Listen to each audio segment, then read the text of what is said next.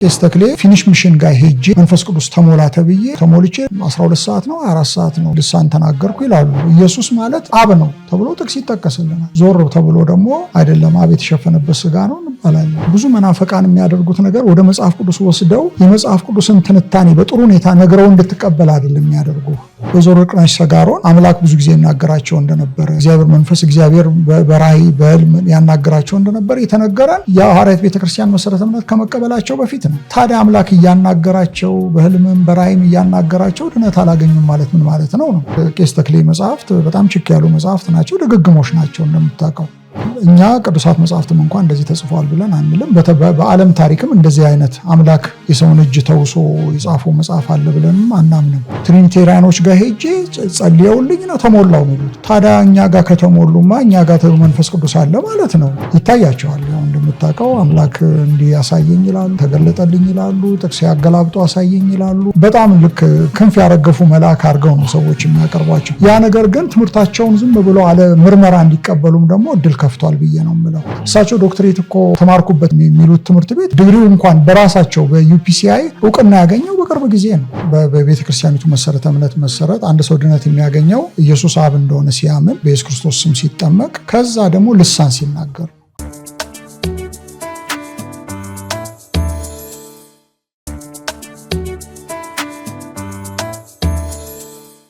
ሰላም ተከታታዮቻችን፣ ኤክስፖዚንግ ኦን ጂሰስ ከመስቀል ሚዲያ ጋር በመተባበር ወደ እናንተ ይዞ የሚመጣውን ፕሮግራም ባለፈው የነበረን ከዶክተር ተስፋዬ ጋር የነበረን ፕሮግራም ዛሬም ቁጥር 2 ወይንም ደግሞ ሁለተኛው ምዕራፍ ይዘን መተናል። ዶክተር ተስፋዬ እንኳን በደህና መጣ። ታንኪዩ፣ አመሰግናለሁ። እሺ፣ እንግዲህ ውይይታችንን ከባለፈው እንቀጥላለን ማለት ነው። ሁለት ነገሮችን ላንሳልህና በባለፈው ክፍል በነበረው ላይ ቄስ ተክለማርያምን ወይንም ደግሞ ቢሾፕ ተክለማርያምን በአካል እንዳገኛቸው እና በተደጋጋሚ አንድ ላይ ጊዜ እንዳሳለፋችሁ አንስተህ ነበርና በዚህ መጽሐፍ ላይ ቢሾፕ ተክለማርያም ገዛኸኝን ለማግኘት ስትሄድ አንድ የገጠመህን ነገር በዚህ መጽሐፍ ላይ አንስተህ ነበረ። በተለይም ለአምልኮ ስግደት የሚቀርብ የሚጠጋጋ ነገር አይቻለሁ፣ እንደዛው ኦብዘርቭ አድርጌያለሁ የምትለውን ነገር አንስተህ ነበርና እስቲ እሱን አጋጣሚ ተወሰነ እናስታውስ። አዎ እኔ ገርሞኛል። ማለት እንግዲህ መጀመሪያዎቹ 94 አካባቢ ላይ ሲሄድ ከኔ ጋር አንድ ተመስገን ሳለ የሚባል አሁን አሜሪካን ሀገር የሚኖር ወንድም አለ። ከሱ ጋር ነበር ይሄን ነው እና ሰዎች ጉልበታቸውን እየሄዱ ይስማሉ። እኔ ሰው መከበር አለበት ብዬ እላለሁ። እኚህ ሰው ደግሞ ትልቅ ናቸው፣ እድሜያቸው መከበራቸው ተገቢ ነው ብዬ እላለሁ። ግን በዛ መጠን ግን ሰዎች እግራቸውን እየሳሙ ሲሄዱ እኮ እየሮጡ እየሄዱ እግራቸውን ላይ ይወድቃሉና ያ ግን ለኔ አስተዳደግ በጣም ትንሽ ቱማች ይመስለኛል። ሰው መከበር አለበት፣ ግን በዛ መጠንም ደግሞ የሰው ልጅን ዞሮ አምላክ ስለረዳው ነው። አንድ ሰው ጥሩ ነገር እንኳን ቢያደርግ አምላክ ስለረዳው ነው ብዬ ነው ማስበው። ስለዚህ እንደዛ አይነት መሰጠት ለአምላክ ብቻ ነው የሚገባው፣ ለፈጣሪ ብቻ ነው ብዬ ነው ማስምለው እና እንደዛ አይነት ነገር አይቻለሁ። ግን ምንድነው የተለያዩ እንደዚህ አይነት የሃይማኖት ድርጅት መስራች የሆኑ ሰዎች በትልቅ እንትን ነው የሚታዩት። አሁን ጆሴፍ ስሚዝ የሚባል የሞርሞን እምነት መስራች የሆነ ሰው ስለራሱ በጣም ብዙ ነገር ስላለ ልክ የእግዚአብሔርን እጅ እንደጨበጠ አድርገው ነበር ሰዎች የሚያስቡት የነበሩት። ልክ እንደዛ ነው። አሁን ለምሳሌ ቻርልስ ታዝራ ስለምትመለከት ጆቫ ዊትነስ መስራች የሆነውን እና መሪዎቻቸው በተለያየ ጊዜ የነበሩ መሪዎች አሁን በቦርድ ነው የሚመራው። በዛን ጊዜ ግን ለተወሰኑ ለረጅም ዓመት እንደውም በግለሰቦች ነበር የሚመራ የነበረውና ሰዎች ከፍተኛ ከበሬታ ነበራቸው። እና ደግሞ ምንድነው እነዚህም ሰዎች ራሳቸው እንደዛ አድርገው ነው የሚያቀርቡት። አሁን ቄስ ተክሌ በየቦታው ላይ ይታያቸዋል። ያው እንደምታውቀው አምላክ እንዲህ ያሳየኝ ይላሉ፣ ተገለጠልኝ ይላሉ፣ ጥቅስ ያገላብጦ አሳየኝ ይላሉ። አሁን ስለ ውሃ ጥምቀት በተናገሩበት ቦታ ላይ አምላክ እነዛን ጥቅሶች እንደ ፊልም በፊቴ እያንቀሳቀሰ ይል ነበረ። እንደዚህ የተከፈተ ነገር ነበረ፣ እዛ ውስጥ ገባው ያሉ ብዙ ነገር የሚሉት ነገር አላቸው። ያ ብቻ አይደለም፣ ካስተዳደጋቸው ጀምሮ አምላክ ለዚህ ነገር እንደመረጣቸው፣ ከሕፃንነታቸው ጀምሮ አምላክን ይፈልጉ እንደነበረ፣ እንጨት ለመልቀም ሲሄዱ ሁሉ በጅብ ትከሻ ላይ ሆነው ቤታቸው ላይ እንደዛ አይነት ነገር እንደውም አንድ ቻቻ ድመቷም አለች አይደለም ጣራ ላይ የሄደች ወደ ሐዋርያት ቤተክርስቲያን ሂዱ ብላ ተናገር እንደነ እንዲህ ነገር ያ ምንድነው ሰው እኚህ ሰውዬ በቃ አምላክ በልዩ ሁኔታ የመረጣቸው ናቸው ብሎ እንዲያምኑ ነው የሚያደርጋቸው። አየህ ምንድነው መጽሐፍ ቅዱስ ወደ መጽሐፍ ብዙ መናፈቃን የሚያደርጉት ነገር ወደ መጽሐፍ ቅዱስ ወስደው የመጽሐፍ ቅዱስን ትንታኔ በጥሩ ሁኔታ ነገረው እንድትቀበል አይደለም የሚያደርጉ። እከሌ ተገለጠላቸው ይባላል። እኚህ ሰውዬ ደግሞ በጣም አለ አይደለም ለተፈጥሯዊ ሆነ ማለት ከኔና ካንተ ከመደበኛ የሆነ ህይወት ለየት ያለ ህይወት እንደኖሩ አምላክን በጣም ይፈልጉ እንደነበር እግዚአብሔር በታምራትም በጥበብ በብዙ ነገር እንደተገለጠላቸው አድርጎ አሁን እኮ የምታየው ለምሳሌ በእኛም አካባቢ አሁን ፈዋሽ ናቸው የሚባሉ ሰዎች በሰው ውስጥ ያላቸውን ነገር ተመልከት። እና ያ አይነት ትሬንድ ነው ያለው በሐዋርያት ቤተክርስቲያንም። ስለዚህ እኔ ያየሁት ነገር በጣም አስደንግጦኛል። ቅድም እንዳልኩ እንደውም አንድ ሰው ነበር በዛን ጊዜ ኢንተርቪው በማረጋቸው ጊዜ ኮታቸውን ሁሉ የሚያወልቅላቸው ሌላ ሰው ነው። እሳቸውም አያወልቁም የሚያወልቅላቸው ኮታቸው የሚያረግላቸው ምናምን ሰው ነው። እና ያ በጣም አስደንቆኛል። ግን እኔ እንደተናገርኩት ነው። እኔ ቡና እየጠጣው ነው ኢንተርቪው እንዳደርጋቸው። እኔ ማንኛውንም ጥያቄ ጠይቃቸው ነበረ። እሳቸውም ለመመለስ ሙከራ ያደርጉ ነበር። እንግዲህ ምን ያህል ትክክል ነው ትክክል አይደለም የሚለው በራሱን የቻለ ግምገማ የሚፈልግም ቢሆን መልሰዋል። ያቅማቸውን የሚያውቁትን ነገር መልሰዋል። እኔንም በጣም በወዳጅነት ነው የተቀበሉኝ። እና አሁን ያሉት ሐዋርያት ቤተክርስቲያን ሰዎች ኢንተርቪው ባረጋቸው በዚህ መንገድ ይቀበሉኛል ብዬ አላስብም። ምክንያቱም ማየው ነገር እንደዛ አይነት የሚጋብዝ አይደለም ልፈልጌ ነውና ስለዚህ ያየሁት ነገር አስገርሞኛል ልፈልጌ ነው። ሰውየው በጣም ነው አሁን እኛ ጋር ለምሳሌ የለም እንደምታውቀው የመስራች የሚባል ሰው ስለሌለኝ ሁሉም እኩል ነው። መጋቢዎቻችን እንወዳቸዋለን፣ ከዚህ ያለፈ ነገር የለንም። ዘማሪዎቻችን እንወዳቸዋለን፣ ከዚህ ያለፈ ነገር እግር ምንስምበትና ጉልበት እንዲህ ማጠንና ማደግደግ የሚባል ነገር ያለ አይመስለኝም። እና እዛ ያለው በጣም ቱማች ነው ልፈልጌ ነው። እና ያ ነው ደግሞ አየህ ልባቸውን በጣም ስለሰውየው ብዙ ነገር ነው የሚወራው። እና በጣም ልክ ክንፍ ያረገፉ መልአክ አድርገው ነው ሰዎች የሚያቀርቧቸው። ያ ነገር ግን ትምህርታቸውን ዝም ብሎ አለ ምርመራ እንዲቀበሉም ደግሞ እድል ከፍቷል ብዬ ነው የምለው።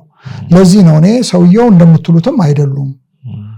ለምሳሌ የዋሹበት ሁኔታ ያለ ይመስለኛል። ለምሳሌ በትምህርታቸውን በተመለከተ አንድ ሰው እንዴት ነው ፈርስት ዲግሪ ሲያገኝ ዶክተሬት ዲግሪ የሚያገኘው? ያንን ነገር ደግሞ እስከ መጨረሻው እናንተም በእና ኤክስፖዚንግ ኦንሊ ጂሰስ በሚባለው እንትናችሁ ብዙ ነገር አድርጋችኋል። እኔም ለማድረግ ጥረት አድርጌ አሁንም ደግሞ ሰዎች ሄደው ማጣራት ይችላሉ። እሳቸው ዶክተሬት እኮ ተማርኩበት የሚባለው የሚሉት ትምህርት ቤት በቅርብ ጊዜ ነው እንኳን ዲግሪው እንኳን በራሳቸው በዩፒሲአይ እውቅና ያገኘው በቅርብ ጊዜ ነው። ከ5 ዓመት ወደዚህ ይመስለኛል ሄደው ቼክ ማድረግ ይቻላል። እንዴት ነው ታዲያ እንግዲህ ከዛሬ 26-27 ዓመት በፊት ዶክተሬት ዲግሪ ይሰጥ ነበር ብሎ ማሰብ በጣም አስቸጋሪ ነው። ልክ ነው የክብር ዶክተሬት እንዳገኙ እናውቃለን። የክብር ዶክተሬት ልክ ኃይሌ ገብረስላሴ እንዳገኘው ጃንዌይ እንዳገኙት ምናምን እንግዲህ ድርጅቱ የራሳቸው ድርጅት አሜሪካን ሀገር ያለው ሰጥቷቸዋል። እሺ እሱን እንቀበላለን ዩፒሲአይ። ግን ከዚህ ባለፈ ግን ተምሬ ያገኘሁት የሚለው ነገር በጣም ስላቅ ነው። እንደውም ሰውየውም መረጃዎቹ የሚያሳዩት ሁሉ ሃይስኩልም መጨረሳቸው ሁሉ አጠራጣሪ ነው። ብዙ ነገር እዚህ ላይ ሞግቻለሁ ሃይስኩል። ምክንያቱም በአመት ከሁለት ጊዜ ክፍል በላይ ነው እየዘለሉ 12 የደረሱት እና ያ ሁሉ አጠያቂ ነገር ነው። ሰው ደብል ባንድ በጥንት በነበረው የትምህርት ስርዓት ውስጥ ሰዎች ደብል እንደሚሄዱ እንደነበረ እናውቃለን። ግን በአንድ አመት ውስጥ 3 ጊዜ ደብል ይሄዳሉ ብሎ ማሰብም አስቸጋሪ ነው። እና አይ ቀበላለሁ ያለ መብቱ ነው፣ መቀበል ይችላል። እጠራጠራለሁ ያለ ደግሞ እንደኔ ደግሞ ከጥርጣሬያችን ጋር አብረን እንኖራለን።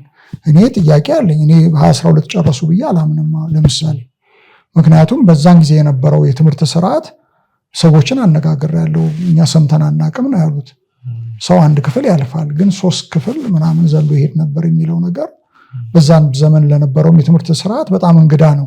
ለሳቸውም አይበጃቸውም። እንዲህ ትምህርት ስርዓቱን ማንቀሽቀሻቸው ጥሩ አይደለም ብዬ ኮሜንት ሁሉ አድርጌያለሁ። እና በዚህ መጠን በጣም ጂነስ እንደሆኑ በትምህርትም በጭንቅላታቸው በጣም የእውቀት ቀንድ እንደሆኑ ከእንደገና ደግሞ በትምህርትም በጣም እንደዛ ልክ ዳታዎቹ እንደዛ ያሳዩ መረጃዎቹ ያሳዩ። ስለዚህ ዛሬም ቢሆን ሰዎች ቬሪፋይ ማድረግ ፎልሲፋይ ማድረግ ይችላሉ። ይሄ እኛ ጋር ያለ ነገር አይደለም ማለት ነው። በእርግጥ ከዚህ ከአስተዳደግ ከቢሾፕ ተክለማርያም አስተዳደጋቸው ጋር በተገናኘ ያነሳቸው በነገራችን ላይ ተመልካቾቻችን ይህ የኢትዮጵያ ሐዋርያዊ ቤተክርስቲያን ወይንም ደግሞ የሐዋርያዊ ቤተክርስቲያን ኑፋቄ የሚለው መጽሐፍ እዚህ ኢትዮጵያ ውስጥ ታትሟል።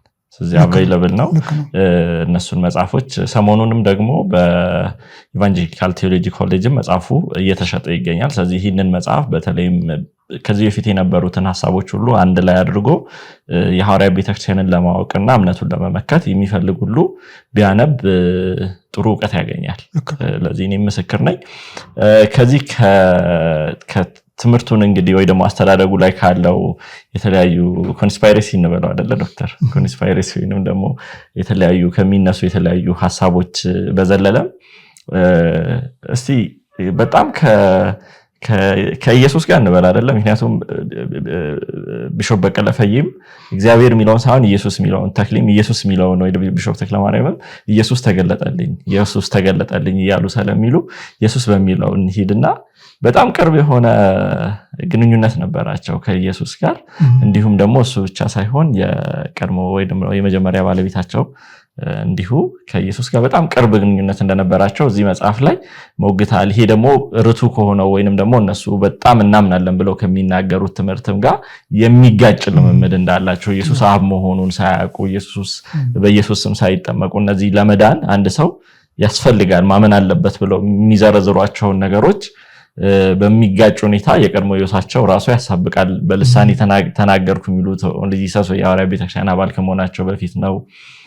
መንፈስ ቅዱስ ተሞላው ምናምን እንደዚህና እስቲ እንደው ከትምህርታቸው ቅድም ከነሳነው ውጪ ደግሞ በጣም ግራም ያጋባ ስነ መለኮታዊ የሆነ ዕውቀታቸው ጋር እሱ ላይም የተወሰነ በዚህ መጽሐፍ ውስጥ ይዳሰስከው።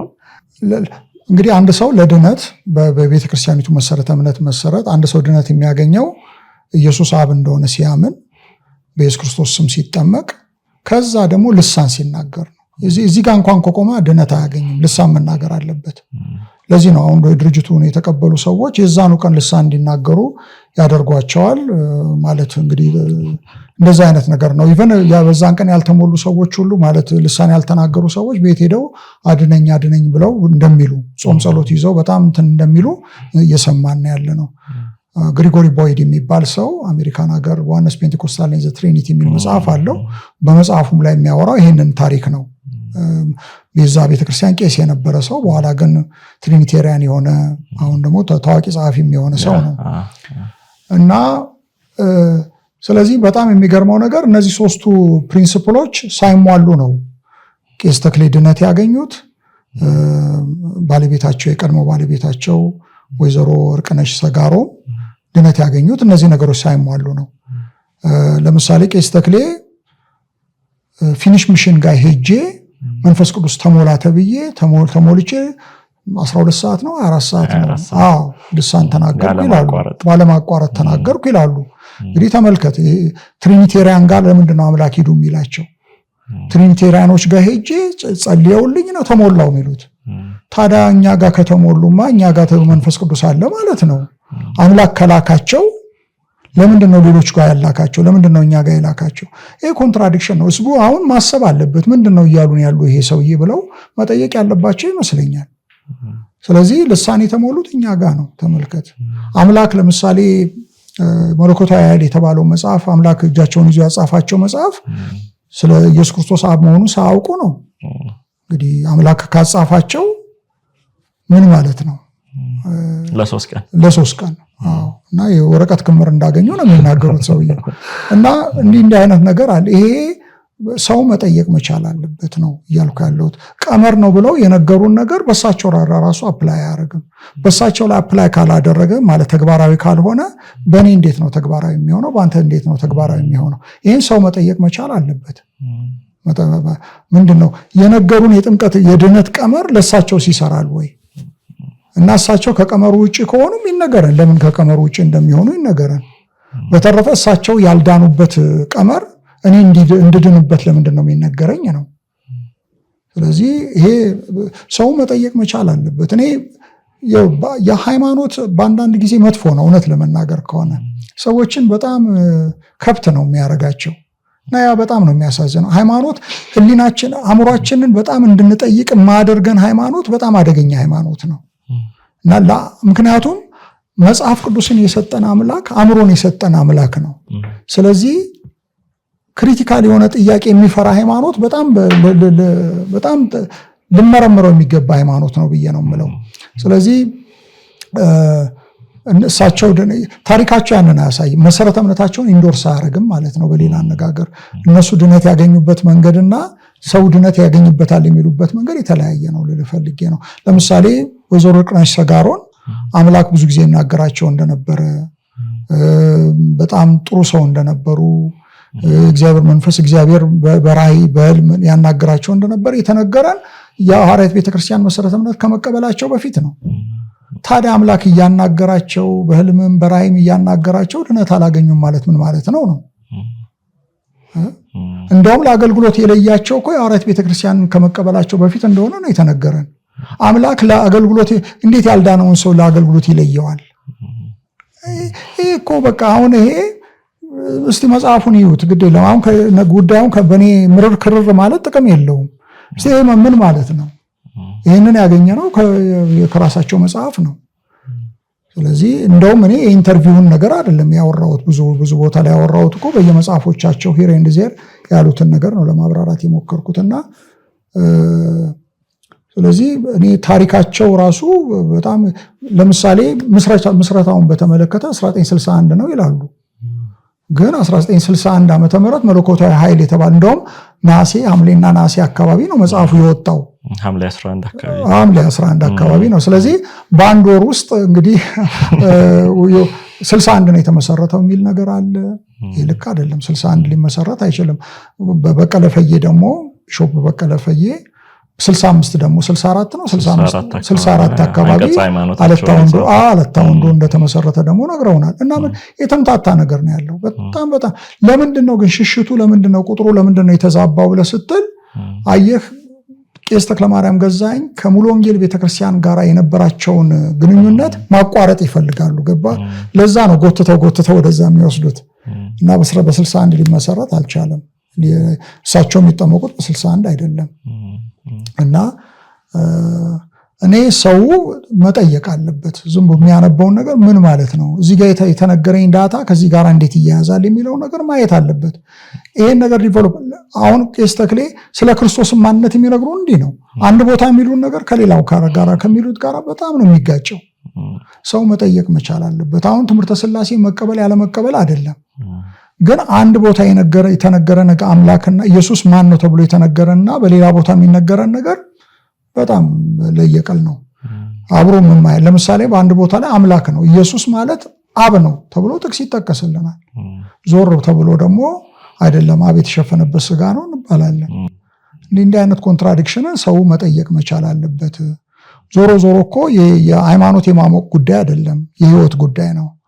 ስለዚህ ሐዋርያት ቤተክርስቲያን ወንድሞችን በዚህም አጋጣሚ የምላቸው ነገር ይሄ በጣም የምር ነገር ነው፣ ሲሪየስ ነገር። ክርስትና ሲሪየስ ነው ብሎ እነሱም ያምናሉ፣ እኛም እናምናለን። ከሆነ ነገሩ በጣም ሲሪየስሊ መታየት አለበት ማለት ነው።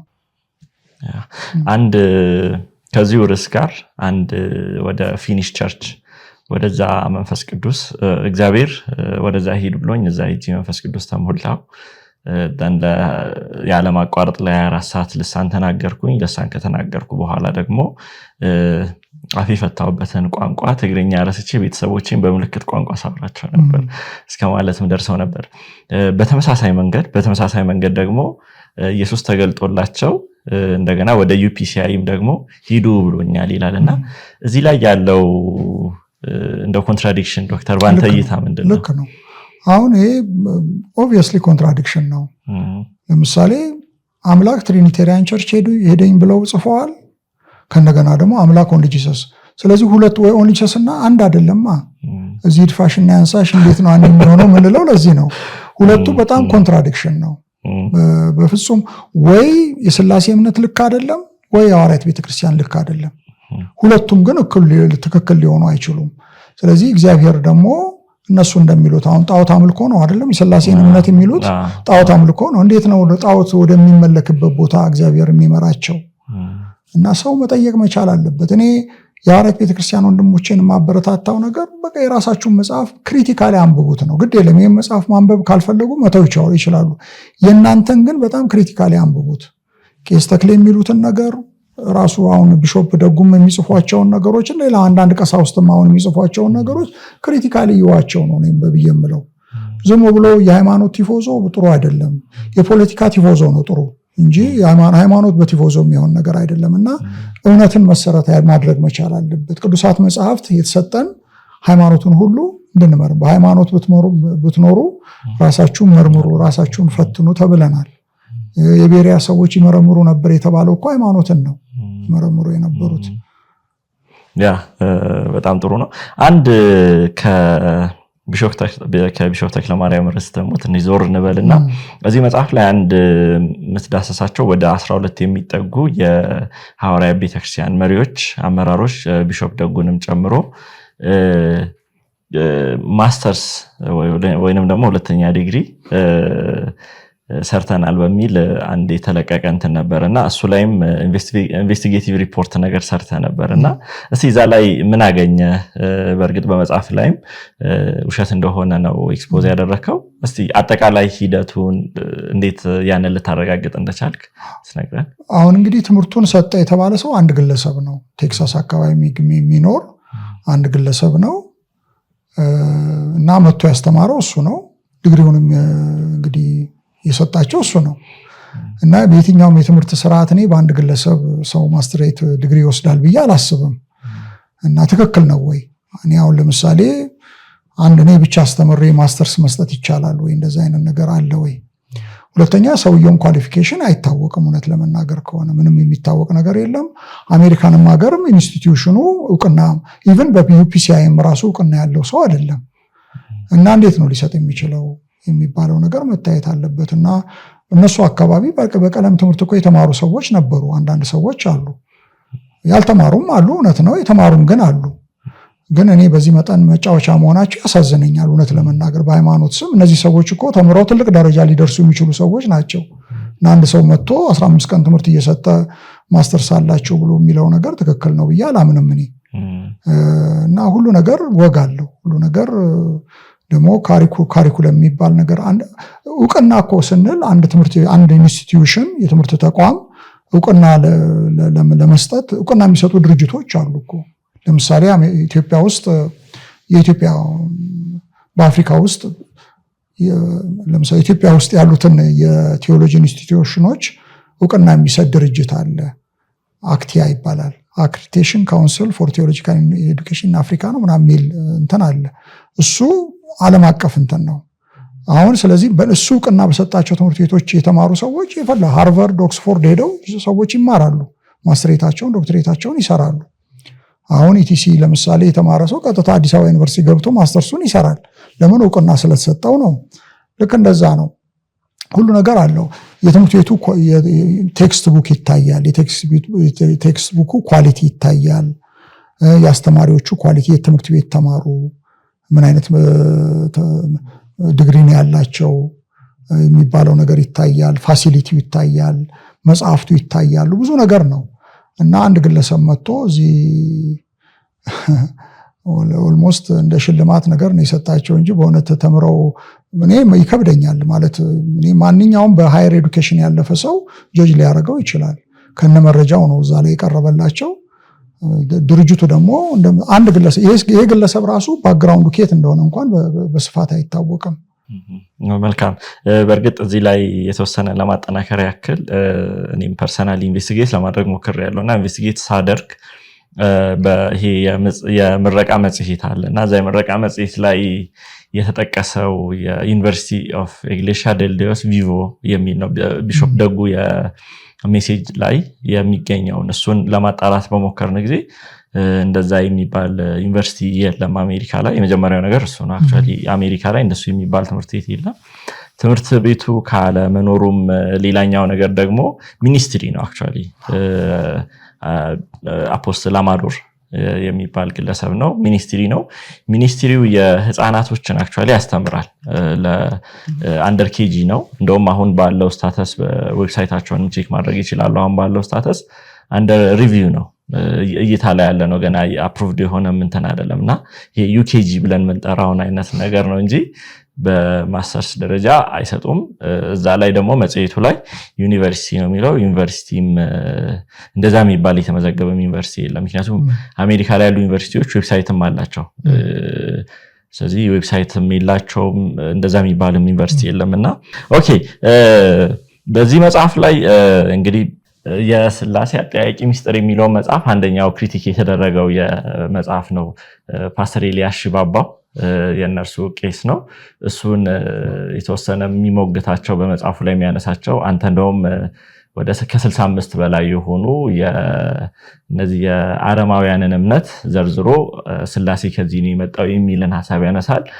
ከ10 የሚበልጡ ሙግቶችን አንተም ደግሞ ለሱ አቅርበሃልና እስቲ የተወሰነ ሙግቶቹ ላይ ዲስከስ ብናደርግ ይሄንን ለሚከታተሉ ክርስቲያኖችም እንዴት ይሄንን ሙግት ትክክል እንዳልሆነ እንዲረዱ። እንግዲህ በቢሾፕ ኤልያስ ሽባባው እሱ ራሱን ፓስተር ነው የሚለው፣ ግን ቢሾፕ ይሁን በፓስተር እርግጠኛ አይደለሁም። ከሁለት አንዱ ነው። ግን ኤልያስ ሽባባው መጽሐፍ ጽፏል። መጽሐፉ ምንድነው? የሥላሴ አጠያያቂ ሚስጥር ምናምን የሚል ነው። ትምህርተ ሥላሴ ከአረማውያን መድበለ አማልክት የተወረሰ የጣዖት አምልኮ ነው የሚል አይነት ነው። እንግዲህ እንዲህ አይነት ከባድ የሆነ ትችት ነው ይዞ የመጣው። ማለት ትልቅ ርዕስ ነው። ክርስቲያኖች የሥላሴ እምነትን የወሰዱት ከአረማውያን መድበለ አማልክት አስተሳሰብ ነው የቀዱት የሚል ነው። ግን በኋላ ግን መጽሐፉን ስትመረምረው እንደዛ ሆኖ አይደለም የምትመለከተው። ለምሳሌ ከ65 እስከ 70 የሆኑ የጣዖታት ዝርዝር ነው የነገረን በመጽሐፉ ላይ። ግን የሚገርመው ነገር ከአራተኛው 65 በመቶ የሚሆን ከ65 ከሁለቱ በስተቀር ማለት ነው 63ቱ የጣዖታት የዘረዘራቸው ጣዖታት ከአራተኛው እስከ 7ኛው መቶ ክፍለ ዘመን የተመሰረቱ ናቸው። እንግዲህ ተመልከት፣ ተጽዕኖ አድርገዋል የተባለው በክርስትና ላይ ነው። ክርስትና እንግዲህ መጀመሪያው መቶ ክፍለ ዘመን አለ፣ ግድ የለም ሁለተኛው እንበለው፣ ግድ የለም እንለፍ ሶስተኛው እንበለው። ተመልከት እንግዲህ ኒቂያ እንኳን ብለህ ብትል 3 ከምናምን አካባቢ ነው ማለት ነው።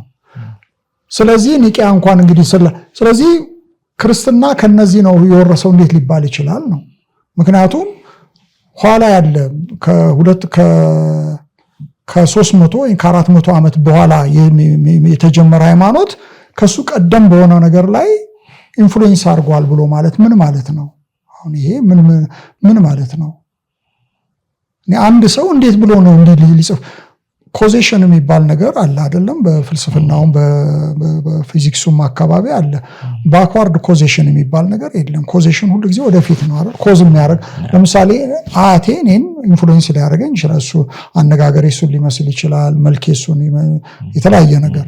ግን እኔ ግን አያቴን ምን ኮዝ ላደርገው አልችልም። እንዲህ የሚባል ነገር የለም። ስለዚህ ይሄ እንኳን በቃ ከ65ቱ ከነገረን ውስጥ 63ቱን በዚህ መንገድ ኤክስ ነው ማለት ነው። ትክክል አይደለም። ይሄ ሁሉ 400 ምናምን ገጽ የፈጀው ለዚህ ነው።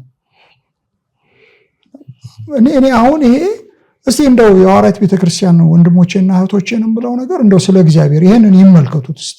በቃ ሌላ ነገር አይደለም። እሱ ራሱ ዘመናቱን ብዙዎቹን ጠቅሷል። አለበለዚያ ደግሞ ሌሎቹን በጣም ሪላያብል የሚባሉ ዶክመንቶችን ጠቅሻለሁ። ጉግል እያደረጉ ቼክ ያድርጉት እስቲ። ዘመኑ በአጠቃላይ የምንመለከተው ከ4ኛው እስከ 7ኛው መቶ ክፍለ ዘመን ነው።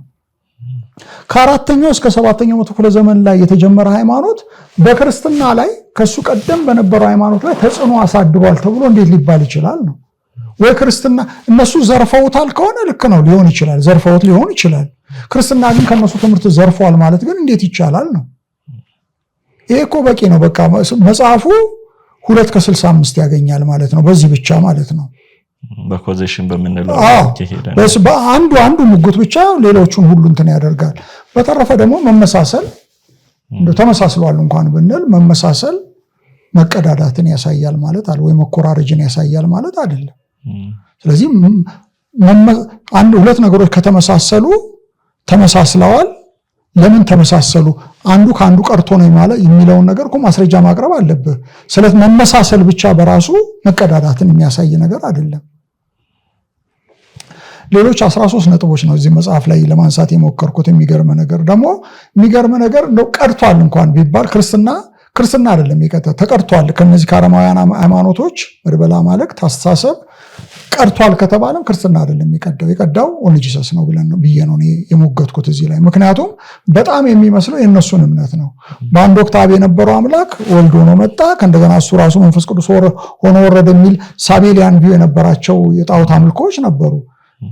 ቀርቷል ከተባለ እኛን የሚመስል እንደውም የለም። ሊያቀርቡልን ከቻሉ ያቀርቡ ብያለሁ። ግን የነሱን የሚመስል ነገር ግን እኔ አቅርቤያለሁ። ግን ክሱን አላቀረብኩም። ምንድነው ክሱን ያላቀረብኩት?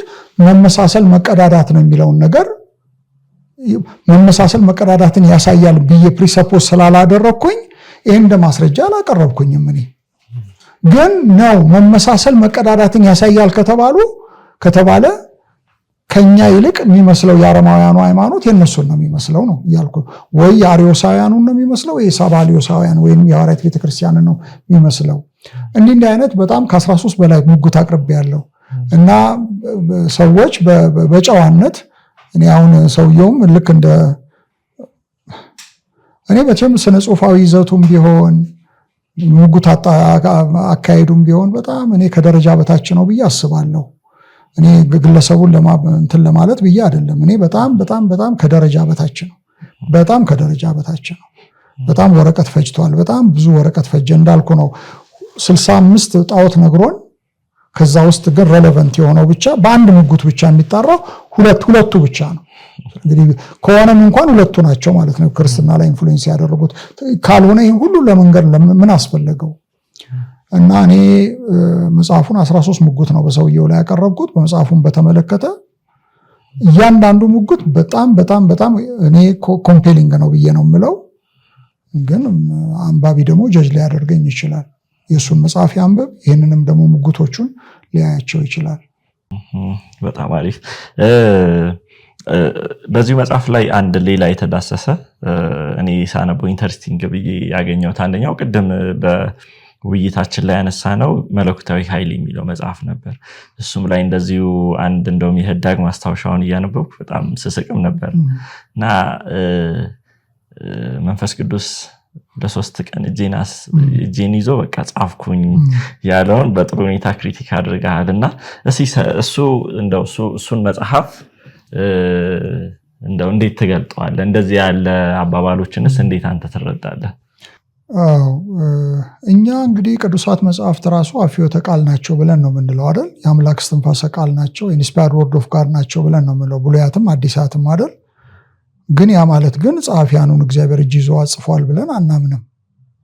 የራሳቸውን የሥነ ጽሑፍ የራሳቸውን ቮካብለሪ ወይም የቃላት አመራረት ተጠቅመዋል። የራሳቸውን የሰዋሰው አወቃቀር ተጠቅመዋል። ግን እግዚአብሔር በዚህ ውስጥ ግን ተገኝቶበታል ብለን ነው የምንለው እንጂ እጅ ጽፎ ልክ እንደ ሜካኒካል ዲክቴሽን ነው ብለን አንልም።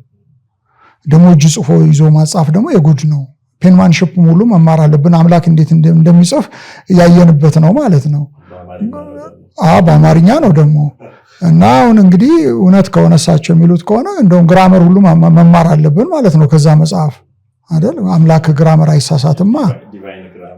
ዲቫይን ግራመር ሁሉ መማር አለብን ማለት ነው። ግን በጣም መጽሐፉን ብታነበው ችክ ያለ መጽሐፍ ነው። እኔ የሥነ ጽሑፍ ለዛም ያለው አይመስለኝም። በእኔ ግምገማ ነው። ሌላው ሰው ደግሞ ሊለው ይችላል እንትን ነው። ግን እኔ ብዙ የቄስ ተክሌ መጽሐፍት በጣም ችክ ያሉ መጽሐፍት ናቸው። ድግግሞች ናቸው እንደምታውቀው። ስለዚህ እኛ ቅዱሳት መጽሐፍትም እንኳን እንደዚህ ተጽፏል ብለን አንልም። በዓለም ታሪክም እንደዚህ አይነት አምላክ የሰውን እጅ ተውሶ የጻፈው መጽሐፍ አለ ብለንም አናምንም። ይሄ ከስነ ጽሑፋዊ ለዛ ወይንም ደግሞ አንድ መጽሐፍ ሲጻፍ ሊኖር የሚገባውን የስነ ጽሑፍ ውበት በተመለከተ እንደው የቂሱን መጽሐፍ ወይ ደግሞ የቢሾፕ ተክለማርያምን መጽሐፍ የእምነቱ ተከታዮች በእርግጥ በደንብ ያቆለጳጵሱታል። ግን ለተመልካች አንድ መጽሐፍ በደንብ ብጋብዝ ጥሩ ይመስለኛል። እንደው አሁን አንተ ያልከውን ፕሩፍ ለማድረግ ቃሉ ይናገር የሚለውን መጽሐፍ አይተኸው ከሆነ አንድ መስመር ነው ከዛ ጥቅስ ነው ጥቅሶቹን እንደው የኢትዮጵያ መጽሐፍ ቅዱስ ማህበር ፈቅዶለት ይሁን እንደዛ ጥቅሶቹን ይደረደራቸው አላውቅም ግን አንድ መስመር አንድ ምዕራፍ ይሆንና አንድ ርዕስ ከሰጠ በኋላ ጥቅስ ከዛ አንድ መስመር የሆነች ነገርና ቅድም አንተ ያልከውን በደብ ሳፖርት የሚያደርግ ይመስለኛል ስለሱ መጽሐፍ ምን ትላለህ ይኸውልህ በጣም የሚገርመው ነገር ቄስ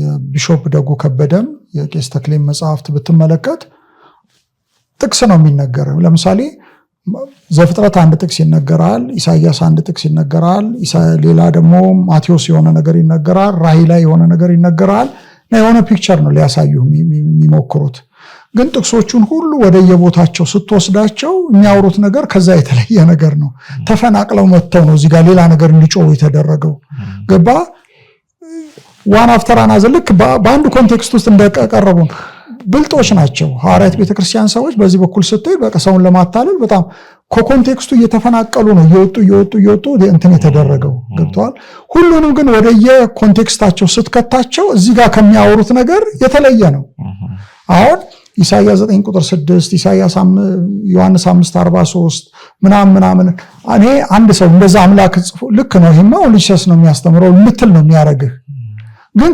ኮንቴክስቱ ሁሉንም ወደየ ኮንቴክስቱ ወደየ አውዳቸው ወስዳቸው በአውዳቸው ስታነብ ግን እዚህ ጋር ከተፈለገው ነገር በላይ ውጪ ነው ሰው ግን አሁን ምን ይላል እንዴ መጽሐፍ ቅዱስ አይደለም እንዴ የጠቀሱት ኢሳይያስን ጠቀሱ ዮሐንስን ጠቀሱ ማቴዎስን ጠቀሱ አንደኛ ቆሮንቶስን ጠቀሱ ምናምን ጠቀሱ ታዲያ መጽሐፍ ቅዱስ ነው የጠቀሱት ይላል መጽሐፍ ቅዱስ እንደዛ አይነበብም ምንነበበው በኮንቴክስቱ ነው ስለዚህ ወደዚህ የመጡትን ጥቅሶች ወደየቦታቸው ስንመልሳቸውና በየቦታቸው ስናነባቸው የተለየ ነገር ነው ለዚህ ነው a text without context is a pretext ይላሉ ፈረንጆች ከኮንቴክስቱ ተፈልቅቆ የወጣ ማንኛውም ነገር ለፈለክበት ዓላማ ልትጠቀምበት ትችላለህ ኮንቴክስት ነው መጽሐፍ ቅዱሳችን ምን ይላል እግዚአብሔር የለም ይላል መጽሐፍ ቅዱስ ነው የሚለው እግዚአብሔር የለም የሚል ነው ከፍ ብለህ ስታነብ ግን ሰነፍ በልቡ እግዚአብሔር የለም ይላል ነው ማን ነው እግዚአብሔር የለም ያለው ሰነፍ ነው ኮንቴክስት ያስፈልገዋል ማለት ነው ስለዚህ ምንድነው ሁሉ ነገር በኮንቴክስት ውስጥ ነው መብራራት ያለበት ያ በጣም ነው የጠቀማቸው እንዳልኩህ ጥቅሶች ያመጡ አንድ ፒክቸር ማሳየት ጥቅሶች የሚፈልጓቸውን ጥቅሶች በአጠቃላይ ያመጡን አንድ ርዕስ ይሰጡና በዚህ ጋይድ ያደርጉሃል ማለት ነው እዛ ጋር በሰጡት ርዕስ ጋይድ ያደርጉሃል ማለት ነው ልክ መጽሐፍ ቅዱስ በዛ አይነት ኮንቴክስት እንደተጻፈለ ማንኛውም ሰው አሁን ለምሳሌ አንተህ ጥቅሶቹን አጥፍተህ ማለት ነው ከየት እንደተወሰዱ አጥፍተህ እንዲህ አይነት ፓሴጅ ቢኖር ብትል እኔም አንተም ኦሊጂሰስ ነው የምንሆነው ገብቷል ግን ኮንቴክስት ውስጥ ስትወስደው ግን የተለያየ ነገር ነው እንትን የሚለውና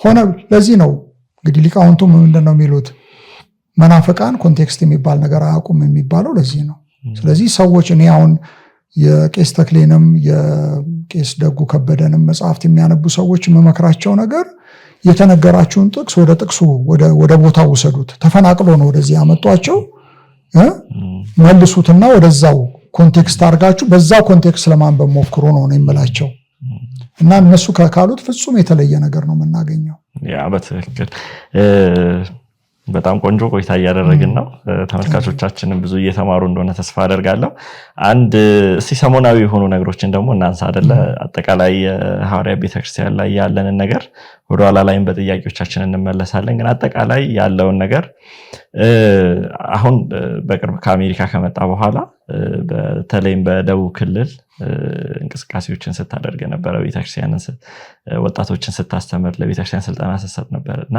እስቲ አጠቃላይ የጉዞ ዓላማ ምን ነበር ምን ያክል ውጤታማ ነበር የሚለውን ነገር በጣም ውጤታማ ነበር እንደምታውቀው 7 ከተሞች ነው ያደረግነው ዳዬ በንሳ ነው በንሳ ዳዬ የሚባለው የመጀመሪያው ነበር አለታ ወንዶ ሁለተኛው ነበር አዋሳ ሶስተኛው ነበር አራተኛው ዲላ ነበር አምስተኛው ወላይታ ሶዶ ነበር ስድስተኛው ዱራሜ ነበር ሰባተኛው ሆሳና ነበርና በዚህ ጊዜ ውስጥ በእኛ ግምት ከ65000 እስከ 70000 ወይንም እስከ 80000 ሰዎች አገልግለናል ብለን ነው የምንለው በአንዳንድ ቦታ ላይ አንተም እንዳየው ጠጠር መጣያ ቦታ አልነበረም 8000 9000 ሰዎች የተገኙበትም ቦታ ነበረ እና ያ ለምሳሌ በወላይታ ሶዶ በነበረው ሆሳና በነበረው ከእንደገና ዲላ በነበረው ፕሮግራም በጣም ብዙ ሰዎች ተገኝተው ነበር። እንደውም ከአብያተ ክርስቲያናት ህብረት የዩኒቨርሲቲ ተማሪዎችን ማታ ማታ ያመጣቸው ነበረ። በባስ ያመጣና ያራግፋቸዋል። ከተካፈሉ በኋላ በባስ ከእንደገና ወስዶ ይመልሳቸዋል። እንደውም የራት ጊዜያቸው ሁሉ ኤክስቴንድ እንዲደረግ ተደርጎ ነበር። ከ3 ሰዓት በኋላ በራት እንዲበሉ ተደርጎ ነበር እና አስፈቅደው ማለት ነው የአብያተ ክርስቲያናት ሰዎች እንደዛ ነበር የሚደረገው እና እኔ በጣም እጅግ ውጤታማ ነው ብዬ ነው የምለው።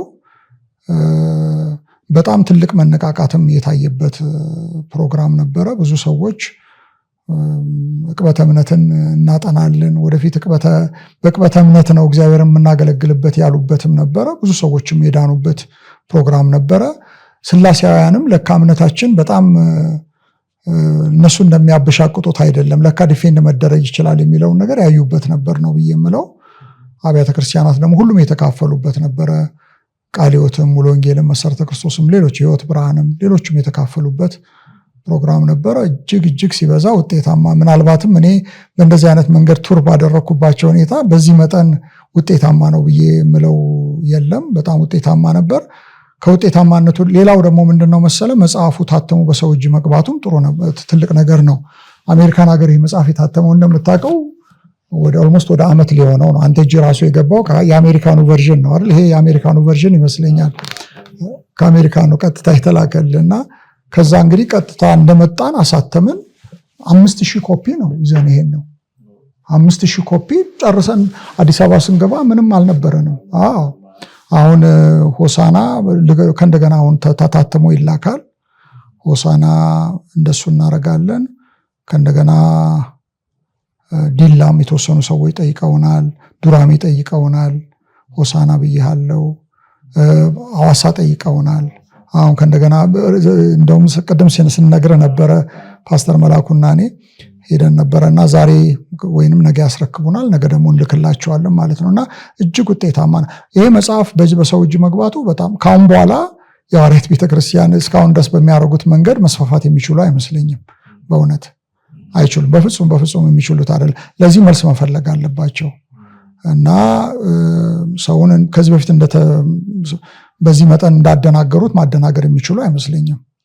ስለዚህ በጣም ሲሪየስ ነው። አካዳሚክ የሆነ እንትን ነገር አንድ ሰው ያለውን ነገር በጥሩ ሁኔታ ዋቻሞ ዩኒቨርሲቲ ያስተምራል የተባለ ሰው ሆሳና ያገኘነው ሰው ያለውን ነገር ልንገር።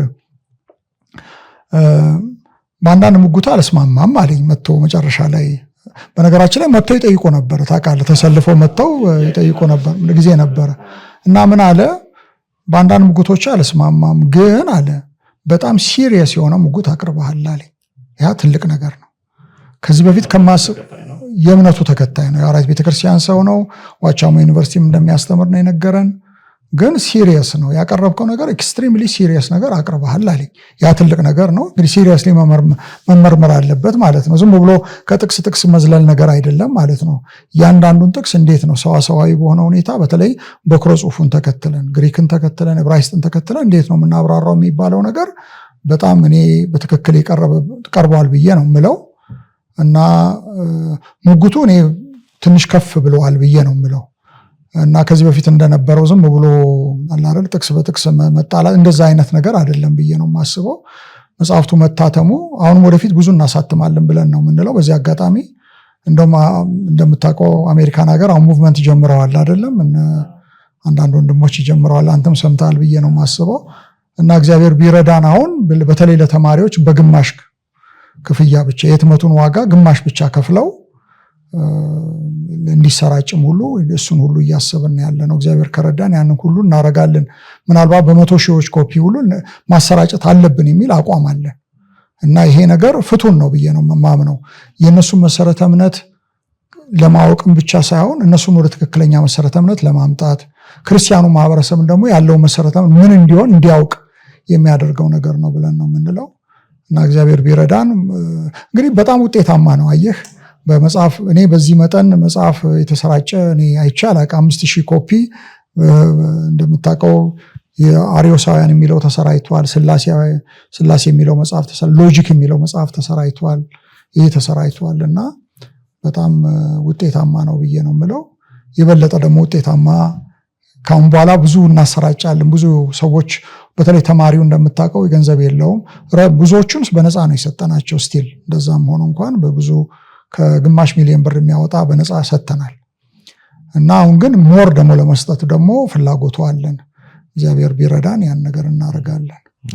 እዚህ ላይ ምናልባትም ተመልካቾቻችን በዚህ ድንቅ ሐሳብ ላይ ይህንን መጽሐፍ አክሰሰብል ለማድረግ ለሰዎች ተደራሽ እንዲሆን ማገዝ የሚፈልጉ በህትመት ያው የህትመት ወጪ አሁን በጣም እናውራ ነበረው። አንዳንድ አጋጣሚ በጣም ኤክስፔንሲቭ ነው፣ ውድ ነው እዚህ ሀገር ውስጥ ያለው። አይ ቲንክ ከውጭም እንደውም እዚህ በጣም ይወደዳል።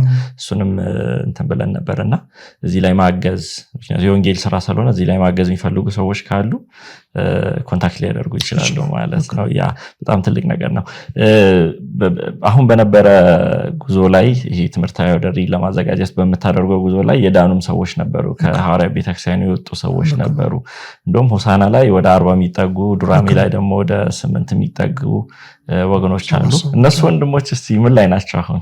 እኔ ማለት አልሰማሁም፣ ያሉበትን ሁኔታ የሰማሁት ነገር የለም። ግን ዱራሜ 7 ሰው ነው። ሆሳና መጀመሪያ አንተ ምን እንደውም አንተ በአንተ በኩል መሰለኝ መጀመሪያው ነገሩ የመጣው። መጀመሪያ ሰዎች ተደራጅተው ወደ አንተ ነው የመጡት 40 ሰዎች። በኋላ ግን 21 ሰዎች ተጨማሪ ደግሞ ጌታ እንዳመኑ ወደ ክርስትና እንደመጡ ሰምተናል። ስለዚህ አሁን አንዳንድ ሰዎች ምን ይመስላቸዋል? ዕቅበተ እምነት ዝም ብሎ ጸጉር ስንጠቃ የሚመስላቸው ሰዎች አሉ። አይደለም። ይህ ሁሉ መከር የተገኘው በውይይት ነውና ዕቅበተ እምነት ነፍሳትን የማዳን ጉዳይ ነው። ነፍሳትን ከእሳት ምንጥቆ የማውጣት ጉዳይ ነውና ይሄ ነገር የቤተክርስቲያን መሪዎች ሊያውቁት ይገባል ብዬ ነው የምለው። በተረፈ ግን በጣም ውጤታማ ነበር ብለን ነው የምንለው። ወደፊት ደግሞ ዛሬ እንደምታውቀው ዘር ላይ ነው አሁን ያለ ነው አይደል? የመከር ጊዜ አይደለም ያለ ነው። የዘር ጊዜና የመከር ጊዜ በጣም የተለያየ ጊዜ ነው። ስቲል ዘር ነው። መጽሐፉን እያሰራጨን ያለ ነው። ትምህርቱን እያስተማር ነው ያለ ነው። እዚህ አዲስ አበባ ራሱ በጣም እናንተም ያዘጋጃችሁት አለ፣ የተለያዩ ሰዎች የሚያዘጋጁት ፕሮግራም አለ። እዛም ላይ ገና አሁን የዘር ጊዜ ላይ ነው፣ መከር ላይ አይደለንም ብዬ ነው የምለው። መከሩ ላይ መቸኮል የለብንም። ጥሩ የሆነ ዘር ከዘራን መከሩ ደግሞ የሚከተል ነገር ነው ብዬ ነው የምለው። እግዚአብሔር በጣም ብዙ ድል እንደሚሰጠን አምናለሁ። እንደውም እዚህ በአዲስ አበባ አካባቢ አሁን ቤተክርስቲያን ለመትከልም እያሰብን ነው። ከሐዋርያት ቤተክርስቲያን አካባቢ የመጡ ሰዎችን የሚያቀፍ እነሱን የሚያገለግል እነሱም ደግሞ በዛ ድርጅት ውስጥ ያሉ ሰዎችን ደግሞ አይን ከፋች የሆነ ነገር የሚናገሩበትን እሱን ሁሉ እንቅስቃሴ እያደረግን ያለ ነው። እግዚአብሔር ይረዳናል። በዚህ ነገርም ደግሞ መርዳት የሚፈልጉ ሰዎችም ካሉ አንተ ቅድም እንዳልከው ሊረዱን ይችላሉ። መጽሐፉን በኮሌጅ ተማሪዎች ዘንድ እናሰራጫለን የሚሉ ሰዎችም ማሰራጨት ይችላሉ። ይህንንም የቤተክርስቲያን ተከላውንም ደግሞ እንደምታውቀው ብዙ ጊዜ ተውጠው ነው የሚቀሩት አይደል? ወደ ክርስትና ከመጡ በኋላ በተለያየ ቤተክርስቲያናት ተውጠው ነው። እንደዛ ከምናረግ በራሳቸው ብናደራጃቸውና ምክንያቱ ችግሩ ስለሚያውቁት ሚስጥሩንም ስለሚያውቁ ሁሉን ነገር በደንብ ስለሚረዱ እነዚህን ሰዎች ለመድረስ እነሱ ትክክለኛ ሰዎች ናቸው ብለን ነው የምናስበውና በዚህ ነገር አሁን የእምነት አቋም እና መተዳደሪያ ደንብ እየሰራን ያለ ነው። በቅርቡ እንጀምራለን ብለን ነው የምንለው እና እንግዲህ ክርስትና እርዳታ ተራዳ ነው አይደል? እና አንዳንዱ በእውቀቱ ነው የሚረዳው፣ አንዳንዱ ደግሞ በገንዘቡ ነው። በተለይ ወንጌላውያን ቤተክርስቲያናት ውስጥ ብዙ ገንዘብ ያላቸው ሰዎች አሉ። በዚህ አጋጣሚ በትህትና የምጠይቃቸው ይሄ ትልቅ ፕሮጀክት ነው፣ የእግዚአብሔር ሐሳብ ያለበት ፕሮጀክት ነው። ስለዚህ ገንዘባቸውን እንዲሰጡ ነው ማበረታታው። እግዚአብሔር ይመስገን። በተለይ ደግሞ በእንደዚህ አይነት ጊዜያቶች ሰዎች ወደ ጌታ ሲመጡ ጌታ ኢየሱስን እንደ ግል አዳኛቸው አድርገው ሲቀበሉ በጣም ደስ የሚል ነገር ነው። እግዚአብሔር ይመስገን። ስለዚህ ትልቅ ዜና። እስቲ አጠቃላይ በዚህ ጉዞ ውስጥ እንደው አንድ ገጠመኝ የምታነሳው አለ? በጣም አንድ ወንድም እሺ፣ ወደ አንተ ሊድና ገጠመኝ አንድ በጣም የገረመን ነገር ሐዋሳ ዩኒቨርሲቲ ተማሪ የሆነች ልጅ ይመስለኛል፣ ዲቦራ ይመስለኛል ስሟ። ምን አረገች? ከዛ ዲፓርትመንት የ5ኛ ዓመት የፋርማሲ ተማሪ ነች እና ከሐዋርያት ቤተክርስቲያን ሰው ጋራ ዲቤት ታደርጋለች። እዛ አስተማሪዎቿ ምናምን ባሉበት ነው ዲቤት ያደረጉት። በኋላ እንግዲህ ያው ሆል ኮንግሪጌሽኑ እሷ ጥሩ ሙግት እንዳቀረበች ይመሰክራል እና ልጁ በጣም በልህ ተነሳስቶ የቤተክርስቲያኒቱን ቄስ ይጋብዛል። እሱ ከዚች ልጅ በታያት በጣም እንደውም እኔ ኮሌጅ ሁሉ የገባች አትመስልም። በጣም ትንሽ ነች። እኔ 20ዎቹ መጀመሪያ አካባቢ ያለች 22 23 አካባቢ ያለች ነች። ምናልባት ከ23ም በታች ልትሆን ትችላለች ነው ብዬ የምለው። እና መጨረሻ ላይ ሐዋርያት ቤተክርስቲያን ቄሱ ጋራ ነው እንትን ያለችው። እሱም ሙልጩን እንደወጣ ነው የተነገረን። በኋላ ግን በጣም እንደተበሳጩ እና እሷ መታ ምን አለች፣ በቃ መጽሐፉን ፈልጋለሁ ተስፋዬ፣ ከዚህ በፊት በነበሩት መጽሐፍ ነው ይሄን ሐል የተከራከርኩትና መጽሐፉ ያስፈልገኛል አለችና እንደዛ ሰጠናቸው። ለብዙ ሰዎች እንደዛ በነፃ እንሰጥ ነበር። አንዳንዶቹ 100 ብር ይዘው መጥተው መጽሐፉን ይዘው ሄዱ ነበረ። እንደዛም ያደረግንበት ሁኔታ ለሁሉም ብናረግ መቼም ትልቅ ነገር ነበረ፣ ግን አቅማችን ደግሞ አይፈቅድም እንደዛ ለማድረግና እግዚአብሔር በረዳን መጠን እንደውም ከማተሚያ ቤቱ ነው ቀጥታ ወደዛ ነጋዴ እንዳይገባ ነው ያደረግነው። ከማተሚያ ቤት ወሰድን፣ ቀጥታ ነው ለህዝቡ ማሰራጨት የጀመርነው። እና እንደዚህ አይነት ገጠመኞች በጣም ልብ የሚያሞቁ ነገር ገጥመውኛል። ሌላው በጣም ደስ ያለኝ ነገር ወላይታ ሶዶ ዩኒቨርሲቲ ካስተማርኩ በኋላ መጨረሻ ላይ በቅበተ እምነት ጌታን የምታገለግሉ ሰዎች፣ ፈቃደኛ የሆናችሁ ሰዎች እጃችሁን አሳዩኝ አልኩኝ። በጣም የሚገርም ነገር ምናልባት 6000 ምናምን ሰው የሚሆንበት ፕሮግራም ያለበት ነበር፣ ተማሪ ያለበት ፕሮግራም። ሁሉም እጁን ያነሳው።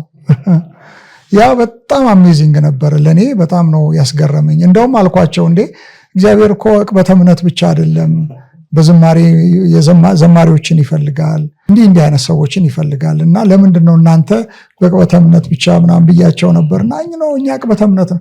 እኔ ብራይት ፊውቸር ያለን ይመስለኛል። እነዚህ ሰዎች በጣም ተስፋ ሰጪ ናቸው። አንዳንድ ልብ የሚያሳዝን ነገር በቤተክርስቲያን ውስጥ ቢኖርም እንኳን እንዲህ አይነቱ ነገር ደግሞ ልብህን በጣም የሚያሞቅ ነው። እኔ የኢትዮጵያ ቤተክርስቲያን ትነሳለች ብዬ ከልብ ያምናለሁ። ልክ ነው፣ የወደቅንበት ነገር አለ፣ ጥሩ ያልሆንበት ነገር አለ፣ የተነቀፍንበት ነገር አለ። እሱን ነገር የሚያሻሽሉ በጣም ሌላ ትኩስ የሆነ ትውልድ ወይንም ወጣቱ የሆነው ትውልድ እየመጣ ነው ብዬ ነው የምለው። ያ በጣም አስገርሞኛል። እግዚአብሔር እንዳመሰግን ሆኛለሁ እና እግዚአብሔር ይመስገን። ምናልባት ከተመልካቾች 1 2 3 ጥያቄዎች ነበሩን። በእርግጥ በርካታ ጥያቄዎችን ይዘናል፣ ግን ያው በሰዓት የተገደብን ስለሆንን እነሱን ጥያቄዎች ምናልባት አከታትዬ ልጠይቅ። የመጀመሪያው ጥያቄ ትንሽ ሊያስቅ ይችላል። ዶክተር ተስፋዬ የኢትዮጵያ የወንጌላውያን ቤተክርስቲያን ካውንስል የሚባል አለ፣ አደረጃጀቱን ታውቀዋለህ ብዬ አስባለሁና የእሱ ፕሬዚዳንት ቢሆን እንደው ምን ያስባል ብሎ ጠይቀውኝ ነበር። ምንድን ነው እዚህ ላይ አንተ ሀሳብ ለመሆን እቅዱ አለ? በጣም የሚያስቅ ነገር ነው። በመጀመሪያ እኔ መሪ አይደለሁ። እኔ መሪነት ጊፍት አለኝ ብዬ አላስብም። እኔ እግዚአብሔር ሲሰጠኝ ነገር ማስተማርና መጽሐፍ ማዘጋጀት ላይ ነው ብዬ ነው የማምነው። ስለዚህ አንደኛ መሪ አይደለሁም ብዬ ነው የምለው። ስለዚህ ስጦታ፣ ሁሉ ነገር በስጦታ ነው የሚሆነው። ሁለተኛ ነገር ደግሞ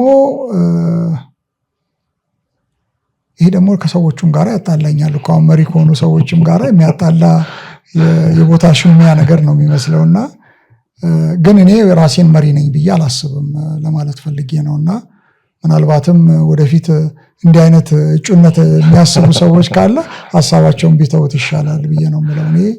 እኔ ጥሩ መሪ ነኝ ብዬ አልልም።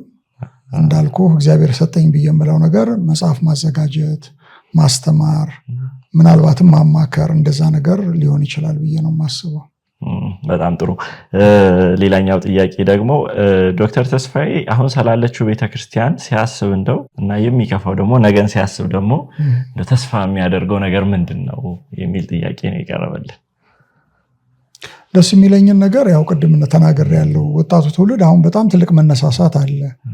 እንዳልኩ በተለይ ዩኒቨርሲቲዎች አካባቢ ያየነው ዋቻሞ ዩኒቨርሲቲ፣ ዲላ ዩኒቨርሲቲ፣ ሐዋሳ ዩኒቨርሲቲ እና ሌሎችም አካባቢዎች ያየነው ነገር በጣም ተስፋ ሰጪ ነገር ነው። ያ ነገር ልብ የሚያሞቅ ነገር ነው። ቤተክርስቲያን ተተኪው ትውልድ እንዳለ የሚያሳይህ ነገር ነው። በጣም ደግሞ ናቸው ለማንበብ፣ ለማጥናት፣ ለመጠየቅ በጣም ልባቸው የተነሳሳ ሰዎችን ነው። እኛ ማታ እንደምታውቀው ከምሳ በፊት 4 ሰዓት ነበረ ሳስተምር የነበረው። ከምሳ በኋላ 4 ሰዓት አስተምራለሁ። ከራት በኋላ ደግሞ 2 ሰዓት አስተምራለሁ። በቀን 10 ሰዓት ነበር ስናገር የነበረው። የሚገርም ጠዋት በዚህ ሰዓት አቆጣጠር 2 ሰዓት አካባቢ ላይ ነው ወደ ቦታው የምንሄደው፣ ቁርስ በልተን የምንሄደው። ምንገባው ወደ ቤታችን የምንገባው ከ5 ሰዓት ከ4 ሰዓት በኋላ ነበር ማታ ማለት ነው። እንደውም በስልክ ስናወራ ቆይራት እየበላ ነው። ልክ ነው እንደዛ ነበርና በጣም ሰው ኤገር ነው ለመስማት። አሁን አንዳንድ አካባቢ ለምሳሌ አሜሪካን ሀገር በተወሰነ መጠን እኔ እላለሁ ሳይበሉ የጠገቡ ሰዎች ያሉ ይመስለኛል። ማለት ብዙ ፍላጎት አታይም፣ ለመማር ፍላጎት አታይም። እዚህ ሀገር ግን እንደዛ አይደለም። ሰው መራቡን ያውቃል። ከእንደገና ደግሞ ለመማር ለማወቅ ለመጥገብ ደግሞ ፍላጎት እንዳለው ታያለህ። ያ ተስፋ ሰጪ ነገር ነው ብዬ ነው የምለው። በተረፈ ግን ልቤን የሚያሳዝነው ነገር እነዚህ የፈውስ አገልግሎት እናገለግላለን ብሎ የሚሉ ሰዎች ምን ያህል ቤተክርስቲያን እያስነቀፉ እንዳሉ ሊያውቁት ይገባል ብዬ ነው የምለው። እኔ አሁን የሚታየው ነገር ከጠቀሜታው ይልቅ ጉዳቱ በጣም እያመዘነ የመጣ ይመስለኛል። እና ቤተክርስቲያን ይህን ነገር እንዴት ነው እንደው አገልግሎቱ እንኳን ካለ እንዴት ነው ተአማኒ በሆነ ሁኔታ አገልግሎቱ መካሄድ ያለበት የሚለውን ነገር ማሰብ ያለባት ይመስለኛል። ያ ነገር በጣም በጣም በጣም ነው ያስነቀፈን ብዬ ነው የምለው። ይሄ አንዱ ነገር። ሌላው የእምነት እንቅስቃሴ እንደምታውቀው አሁን ሐዋርያት ቤተክርስቲያን በተወሰነ መንገድ በር ሰብሮ የገባበት ሁኔታ፣ ለምሳሌ ሰማያዊ ስጋ የሚባለው ነገር አንዳንድ የወንጌላውያን ቤተክርስቲያናት ሰዎች ሲያስተምሩ ሰምተናል። ከወንጅ ሾልኮ የመጣ ትምህርት ሲያስተምሩ ያየን ያለ ነው። ግን የእምነት እንቅስቃሴ የሚባለው ኦልሞስት ሰብሮ ገብቷል ማለት የምትችለው ነገር ነው። ትልልቅ ሰባኪዎች፣ ትልልቅ የመዝሙር አገልግሎት ያላቸው ሰዎች የዚህ አስተሳሰብ ሰለባ እንደሆኑ፣ የዚህ አስተምሮት ተጠቂ እንደሆኑ ታያለህ። ያ በጣም የሚያሳዝን ነገር ነው። ከዕለት ወደ ዕለት ደግሞ መሻሻል አታይም እና ያ ነገር ደግሞ በጣም ልቤን ያሳዝነዋል። ምን ይመስላል? እስቲ አሁን ወደ መጨረሻ አካባቢ ስላነሳኸው አንድ ጥሩ ሀሳብ እናንሳና ምናልባት ዘማሪዎችና ቅብተ እምነት በተለይ አሁን ያሉ ወጣት ዘማሪዎች መድረክ ለምሳሌ የስህተት ትምህርት ነው የሚያስተምረው ተብሎም ጋር ሊገኙ ይችላሉ። ከዛ ደግሞ ሜንላይን ተብሎ እንደ ቃለ ሕይወት ሙሉ ወንጌል ያሉት ጋርም ደግሞ መድረክ ሲጋሩ ሊታይ ይችላልና እንደው ዘማሪዎችና ወይ ደግሞ የመዝሙር አገልግሎት ዘማሪዎችና ቅብተ እምነት እንደው ፋይዳው ምንድነው የሚለውን ብታነሳለን። እኔ ዘማሪዎችን በብዙዎች ሰዎች ዝማሬ እባረካለሁ። እግዚአብሔር ጥሩ ዘማሪዎችንም ሰጥቶናል ብዬ አምናለሁ። የነሱንም መዝሙር ያው እንዳልኩ በመዘመር በጣም ነው የምባረከው። እኔ መዝሙር የለኝም፣ በእነዚህ ሰዎች መዝሙር በጣም ነው የምባረከው። ግን ሰው ደግሞ ይወዳቸዋል። እንደምታውቀው በቀላሉ ለመወደድ በጣም አሁን በዓለምን ብትሄድ እኮ ዘፋኞችን ሰው በጣም ይወዳቸዋል። ዘማሪዎቹንም እንደዛው ነው፣ በጣም ነው የሚወደዱት። ግን አንደኛ ነገር ለነሱ መመክረው ነገር ብትማሩ ብዬ ነው የምለው። ትምህርት አካባቢ ላይ ፎከስ ቢያደርጉ ጥሩ ነው ብዬ ነው የምለው። ደግሞ አንዳንድ ጊዜ ግጥሞቻቸውንም ለሰዎች ቢያስተቹ ጥሩ ነው ብዬ አስባለሁ። ምክንያቱም አንዳንዱ የስነ ጽሁፍም ችግር አንዳንድ ቦታ ላይ ይታያል፣ አንዳንድ ቦታ የነገረ መለኮት ችግር ይታያል። ያንን ነገር ለተሻለ ሰው ለተማረ ሰው ቢያሳዩ ጥሩ ነው ብዬ ነው የምለው። በተረፈ ግን ይሄ መጋራት ያልከው ነገር መድረክ መጋራት የሚባለው ነገር ትልቅ ችግር ነው እና ሰው ስለሚወዳቸው እነዛ መጠቀሚያ እየሆኑ ነው ያሉት። አሁን እነዚህ ሰዎች ብልጥ ናቸው፣ ስህተት ትምህርት አራማጆች ናቸው። ግን ታዋቂ የሚባለውን ዘማሪ ይዙና ሰው በሱ አማካኝነት እንዲመጣ በማድረግ ከዛ ያንን መጥፎ ትምህርታቸውን ይግቱታል ማለት ነው፣ ያጠጡታልና እኔ ዘማሪዎቻችን ለእንደዚህ አይነት ነገር ግልጋሎት ላይ መዋል የለባቸውም፣ ነው ማለት መቻል አለባቸው። የታወቁ ቤተክርስቲያናት ሄደው ማገልገል አለባቸው ብዬ ነው። የሚነቀፉ ሰው በትምህርታቸው እኔ አሁን እዚህ ስመጣ ብዙ ሰዎች ጋብዘውኛል እና እኛ ጋር መታስተምር እና እኛ ጋር ምናምን ብለውኛል። አልሄድኩኝም። ምክንያቱም እኔን የሚወዱ ሰዎች ሄደው ዛሬ የኔን ትምህርት ፍለጋ እዛ ቤተክርስቲያን ይሄዳሉ። ነገ ደግሞ ዛኔ እኔ አልኖርም፣ እኔ ወደ ሀገሬ መለሳ ወደ አይደል ሌሎቹ ደግሞ ከኔ በኋላ የሚግቷቸው ነገሮች ትክክል አይደሉም ብዬ ስለማስብ እዛ ቤተክርስቲያን ለመሄድ ፍላጎት እንትን አለ። ታዋቂ የሚባለው አሁን በየቲቪው ላይ እንትን የሚሉ ሰዎች ጋብዘውኛል። እኔ ነው ያልኳቸው፣ እኔ እናንተ ጋር ልሄድ አልችልም፣ ምክንያቱም በቋሚነት እናንተ ጋር ስለማላስተምር እኔ ከሄድኩ በኋላ የምታስተምሩ ትክክለኛ ትምህርት ስላልሆነ እኔ እናንተ ጋር መጥቼ ላገለግል አልችልም ብያቸዋለሁ። እና ዘማሪዎቻችን እንደዛ ማለት መቻል አለባቸው፣ ነው ማለት መቻል አለባቸው። እና ለምንድን ነው እነዚህ ሰዎች የጠሯቸው? ሰውን ለመሳብ ነው፣ አትራክት እንደ ቅመም ነው ሊጠቀሙባቸው፣ እንደ ስፓይስ አለ አይደል ነው ሊጠቀሙባቸው የፈለጉት። እና የመጥፎ ነገር ስፓይስ መሆን የለባቸውም፣ የጥሩ ነገር ነው ስፓይስ መሆን ያለባቸው። እና እግዚአብሔር እነሱን ስለሰጠን እኔ እግዚአብሔርን አመሰግናለሁ። ዘማሪዎቻችን በእነሱ ብዙ እንባረካለን፣ ግን በጣም ጠንቃቃ መሆን አለባቸው ብዬም ደግሞ አስባለሁ። ዶክተር እንግዲህ ወደ መጨረሻው አካባቢ ደርሰናል። ወደ መጨረሻው የመጨረሻ ጥያቄ የሚሆነው በተለይም በአሁኑ ሰዓት ከዚህ ቅድም በሶሻል ሚዲያ ጋር በሚገናኝ ያነሳናቸው ሀሳቦች አሉና በጣም ብዙ ወጣቶች አሉ የፖለቲክስ ስራ ላይ ፓሽን ያላቸው። ለነሱ የመጨረሻ የምትመክረው ምክር ካለ እንደው እኔም እንደወጣት ሌሎችም ደግሞ ያንተን ፈለግ መከተል ለሚፈልጉ ምን ምክር አለ ዶክተር? እኔ እንግዲህ ተማሩ ነው መጀመሪያ የምለው። መጀመሪያ ከማስተማር በፊት መማር ይቀድማል። ሶሻል ሚዲያው ተመቸን፣ ቲክቶክ ተመቸን ብሎ ዝም ብሎ እንትን ማለት የለባቸውም። ነገ የሚያስነቅፋቸውን ነገር ማድረግ የለባቸውም። ነገሩ ያው ትንሽ ገንዘብም ገብቶበታል ብዬ ነው የምለው። በዚህ ነገር ውስጥ ገንዘብ ትልቅ እንትን ሆኗል እና ግን የአገልግሎታቸው ማዕከል ክርስቶስ ከሆነ እኔ መጀመሪያ ትምህርቱ ይቅደም ብዬ ነው የምለው።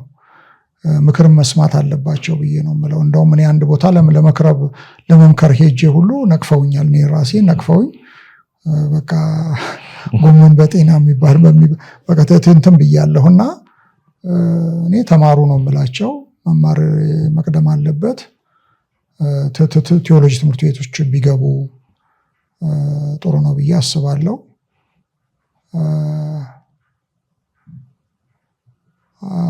መማር አለባቸው። እኔ በጣም ደግሞ አሁን አንዳንዶች የሚሉት ነገር ምንድነው የሰው ነፍሳት እየዳነ ነው፣ እኛ እንዲያጨማለቀን በምናደርገው ነገር ነፍሳት እየዳነ አይደለም ወይ ነው የሚሉት።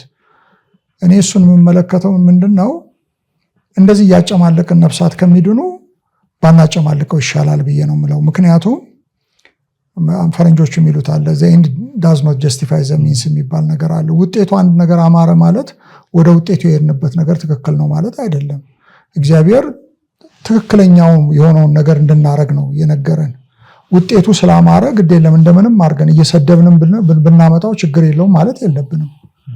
እና አሁን አንዳንዶቹ በጣም ነው ሰው ይሳደባሉ ሁሉ አይደል? የቅበት እምነት አገልጋይ ነን የሚሉ አንዳንድ ሰዎች ሲሳደቡ፣ ሰውን ሲያንጓጥጡ እያየን ያለ ነው። ያ ትክክል ነው ብዬ አላስብም። ከነሱም ጋር አሶሺየት ለማድረግ ፍላጎት የለኝም። እውነት ለመናገር በእነሱ መድረክ የመገኘት ፍላጎት የለኝም። እና ግን ከተመለሱ ንስሐ ገቡና ፐብሊክሊ አካሄዴ ልክ አይደለም ካሉ ግን አብሬያቸው ልሰራ እችላለሁ። እና አለበለዚያ ግን በእንደዚህ አይነት ሁኔታ እግዚአብሔር ይከብራል ብዬ አላስብም። ሰውን እየሰደቡ ሰውን እያንጓጠጡ ወንጌልን መስበክ እኛ ለወንጌል እንድንደበደብ እንጂ ሰው እንድንደበደብ እንትን አላልንም። እና እነሱን በተመለከተ ያለኝ ነገር ይሄ ነው።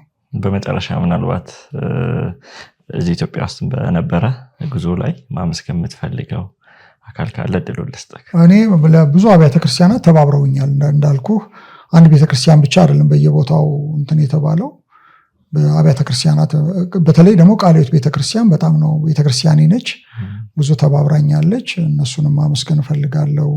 አንተንም ማመስገን እፈልጋለሁ። አገልግሎታችንን በጣም ብዙ ስደግፍ ነው የቆየኸው እና አብረንም ደግሞ እየሰራን ያለ ነው። እግዚአብሔርም ደግሞ እየረዳን ነው። ነገ ደግሞ እንደዚህ አይነት ነገሮች ብዙዎች ይመጣሉ ብዬም አስባለሁ እና በጣም የተሳካለት ነበረ። ግን እንዲሳካ ያደረገው ግን የኔ ጥረት ብቻ አይደለም። እንዳልከው አሜሪካን ሀገርም ያለ አንድ ቲም አለ። ያ ቲምም በጣም ትልቅ የሆነ ሚና ነው እየተጫወተ ያለው። ብዙም ደግሞ ሰፖርት በገንዘብም ሰፖርት አድርገውኛል እነሱ እና ደግሞ የበለጠ ደግሞ እግዚአብሔር ነገ ከዛሬ ይልቅ ደግሞ ነገ እግዚአብሔር በብዙ ይረዳናል ብዬ ማምናለሁ። ይሄ ነው። እሺ ዶክተር ተስፋዬ እጅግ አድርጌ አመሰግናለሁ። ውድ ኤክስፖዚንግ ኦን ጂሰስ ሚዲያ ተከታታዮቻችን ከመስቀል ሚዲያ ጋር በመተባበር ከዶክተር ተስፋዬ ጋር የነበረኝ ቆይታ በክፍል 1 እና ክፍል 2 እዚህ ጋር ያበቃል። እጅግ አድርጌ አመሰግናለሁ። ደህና ሰንብቱ።